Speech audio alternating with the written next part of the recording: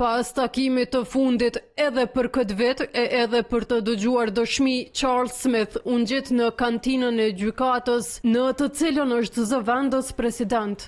Teksa kryetari i trupit gjykues festoi datëlindjen me stafin e gjykatës dhe Ekaterina Trëndafilovën, mbrojtja nuk qe e pranishme. Këta të fundit ju përveshën punës për të mbyllur gjithë provat për të cilat patën afat t'i dorëzojnë deri të mërkurën mbrëma.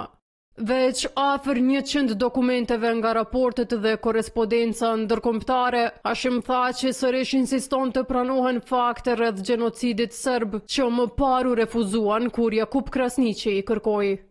Fakte të tjera të përfshira në aneks kanë lidhje me karakteristikat specifike apo pasojat e ofenzivave ushtarake serbe, siç është pjesëmarrja e civilëve të armatosur serb në operacionet ushtarake, ose në sulme kundrejt popullsisë civile, ose efekti që patën ofenzivat ushtarake serbe, apo mënyrat e operimit në rekrutimin, organizimin dhe kapacitetet operacionale të UÇK-s.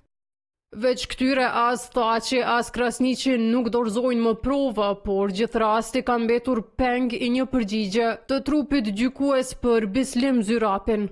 Varësisht nga përgjigja për pranimin apo jo të 5 deklaratave të mëparshme në TPNJ të ish shefit të shtabit të përgjithshëm të UÇK-s, mbrojtja tha që të thasë është e gatshme të ftoj edhe fizikisht si dëshmitar.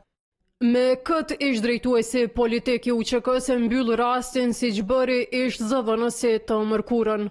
Luka Mishetić zbulon qëllimin e prokurorisë për ta diskredituar dëshminë e vetë dëshmitarit të tyre kur ta lexoi fjalën përfundimtare në shkurt 2026, teksa vetë Kimberly West insiston që 5 deklaratat të pranohen vetëm për qëllime krahasimi e as si për vërtetim kredibiliteti. Për shkak të dështimit të ZPS-s për ta paraqitur çështjen e saj gjatë dëshmisë së Zyrapit, mbrojtja ka nevojë për ato 5 deklarata në prova që të jetë e aftë ta sfidojë ZPS-n për kredibilitetin e Zyrapit në fjalët përfundimtare dhe të dëshmojë nëse ai ka qenë konsistent gjatë të kaluarës.